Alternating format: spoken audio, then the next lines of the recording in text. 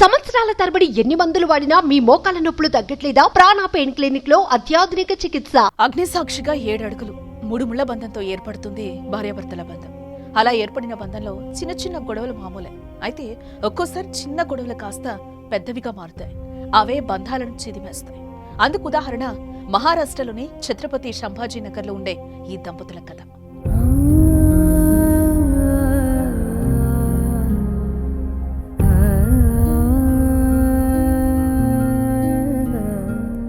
మహారాష్ట్రలోని ఛత్రపతి సంభాజీనగర్లో వైద్యుడి భార్య దారుణమైన తొందరపాటు నిర్ణయం తీసుకుంది. ఓ కుటుంబంలో తీవ్ర విషాదాన్ని నింపింది. భర్త పెట్టే చిత్రహింసలు భరించలేక భార్య సూసైడ్ నోట్ రాసి చనిపోయింది. అయితే ఈ లేఖలో భర్త పెట్టే చిత్రహింసలను వివరిస్తూనే మరోపక్క భర్తపై ప్రేమను నింపింది ఆ ఇల్లాలు. నీ డామినేటింగ్ నేచర్ నాకు చాలా అర్థమైంది. మనిషికి అంత ఆధిపత్యం ఉండకూడదు. నేను బతకాలనుకున్నాను, కానీ పెళ్లి తర్వాత మన మధ్య ఏం సాధ్యం కాలేదు. నన్నెప్పుడు అర్థం చేసుకోలేదు. నన్ను పరిమితుల్లో ఉంచావు. ఈ సమస్యతో విసిగిపోయి ఆత్మహత్య చేసుకుంటున్నాను. మంచిగా జీవించండి.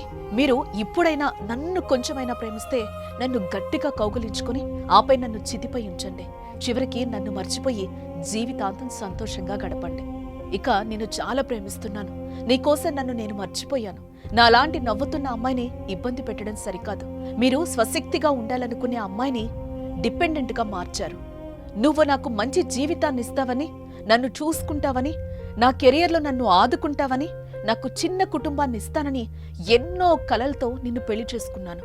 నువ్వు చెప్పినట్లు నేను అన్నీ వదిలేశాను. నేను నా స్నేహితులు, బంధువులు, తల్లిదండ్రులు, సోదరుడితో మాట్లాడినప్పుడు మీరు కోపంగా ఉంటారు కాబట్టి నేను వారితో ఎక్కువ మాట్లాడటం కూడా మానేశాను. అయినా నీ కడుపు నిండలేదు. నా క్యారెక్టర్ని నిరంతరం అనుమానిస్తానే ఉన్నావు. కానీ దేవా, నేను నీతో నిజాయితీగా ఉన్నాను. నా కష్టార్జితం తల్లిదండ్రుల సహకారంతో డబ్బు సంపాదించాను. నేను నిజంగా గైనకాలజిస్ట్ కావాలనుకున్నాను. కానీ మీరు నా ప్రతి కలని తొక్కేశారు. మమ్మీ, డాడీ, నేను మిమ్మల్ని చాలా ప్రేమిస్తున్నాను. వీడ్కోలు.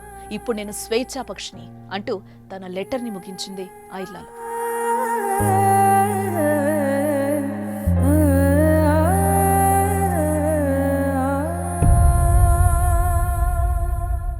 మీ బిజినెస్ ఏదైనా మీ ఊర్లో ప్రమోషన్ చేయాలంటే అది సుమన్ టీవీతోనే సాధ్యం. ఇప్పుడే సంప్రదించండి.